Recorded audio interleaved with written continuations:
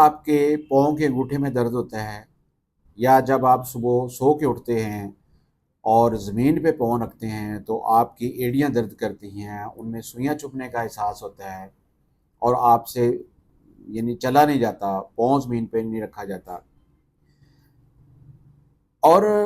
آپ York acid کی medicine کھا کھا کے تنگ آ چکے ہیں، تو پھر یہ ویڈیو آپ کے لیے ہے،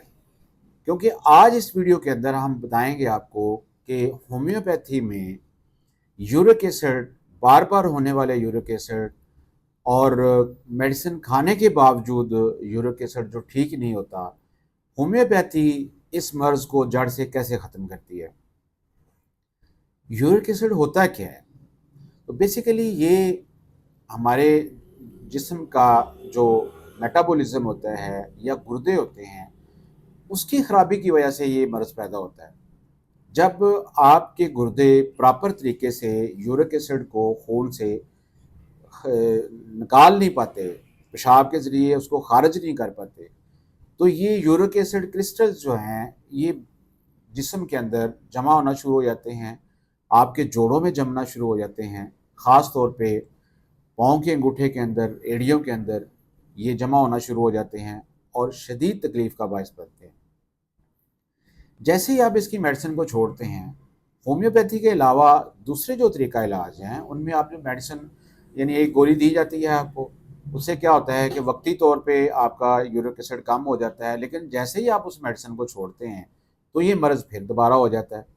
ٹھیک ہے۔ گویا وہ میڈیسن جو ہے وہ اس کے اصل جو پرابلم ہے، گردے کو ٹھیک نہیں کر رہی، اس کی جو صلاحیت ہے خون صاف کرنے کی، خون کو فلٹر کرنے کی، وہ صلاحیت ٹھیک نہیں ہو رہی، گردے کی یہ خرابی ہے کہ وہ خون کو پراپر صاف نہیں کر پا رہا۔ ہومیوپیتھک میڈیسن جو ہیں ان سے کیا ہوتا ہے، یہ کیوں جڑ سے اس مرض کو ختم کرتی ہیں؟ وہ اس لیے کہ یہ گردے کی فلٹریشن ریٹ کو بہتر کرتی ہیں، گردے کو طاقت دیتی ہیں کہ وہ خون کو پراپر طریقے سے فلٹر کر سکے۔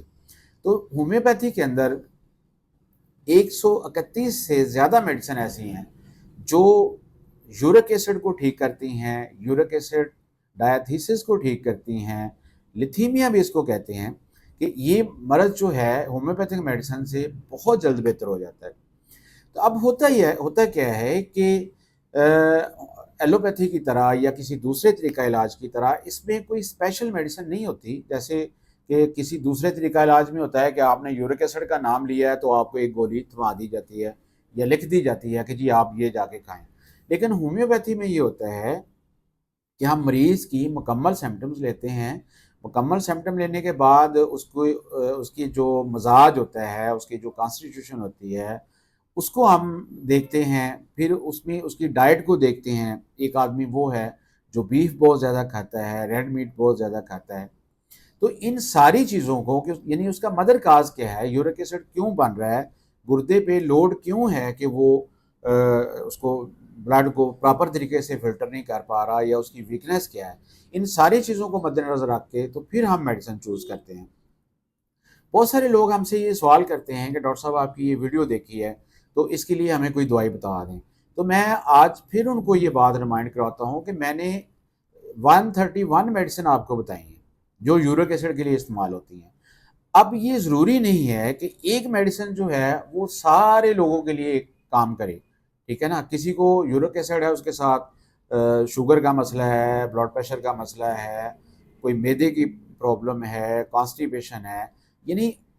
یورک ایسڈ کے ساتھ ساتھ جو باقی سمپٹم ہیں ان کو بھی ہم نے دیکھنا ہے۔ تو ناظرین، اگر آپ یا آپ کے کسی عزیز کو یہ مسئلہ ہے اور وہ اس پرابلم سے گزر رہا ہے اور گولیاں کھا کھا کے تنگ پڑ چکا ہے اور اس کا یہ مسئلہ ٹھیک نہیں ہو رہا، تو میرے دیے گئے نمبر پہ واٹس ایپ پہ ضرور رابطہ کریں، ہم آپ کو انشاءاللہ پراپر رہنمائی دیں گے، گائیڈ کریں گے۔ اگر آپ کلینک پہ وزٹ کر سکتے ہیں تو یہ بہت اچھی بات ہے کہ فیس ٹو فیس ایک دفعہ ملاقات ہو جائے گی، لیکن اگر آپ دور دراز رہتے ہیں اور آپ کلینک پہ وزٹ نہیں کر سکتے تو آپ گھر بیٹھے میرے واٹس ایپ نمبر پہ اپنی رپورٹ سینڈ کریں اور اپنے سمپٹمز سینڈ کریں، اور کنسلٹیشن جو ہے وہ آپ گھر بیٹھے بھی لے سکتے ہیں، میڈیسن جو ہے وہ آپ کو گھر بیٹھے مل سکتی ہے۔ لیکن یہ بات یاد رکھیں کہ ہومیوپیتھی میں کوئی پروڈکٹ جو ہے اس کے طور پہ میڈیسن نہیں یوز ہو سکتی، ایک میڈیسن ایک مریض کے لیے اور دوسری میڈیسن دوسرے مریض کے لیے، ٹھیک ہے نا. اور علاج وہ ہوتا ہے جو کسی مرض کو جڑ سے ختم کرے. وقتی افاقہ یا وقتی ریلیف اس کو ہم علاج نہیں کہتے، اس سے کمپلیکیشن بڑھتی ہیں، علاج نہیں ہوتا. علاج وہ ہے چاہے وہ تھوڑا دیر سے ہو جائے، لیکن یہ ہے کہ آپ کی باڈی جو ہے وہ اس قابل ہو جائے کہ دوبارہ اس مرض کا اٹیک اس پہ نہ ہو. تو ناظرین آج کے لیے اتنا ہی، انشاءاللہ نئی ویڈیو کے ساتھ دوبارہ حاضر خدمت ہوں گا. مجھے اجازت دیجیے. السلام علیکم.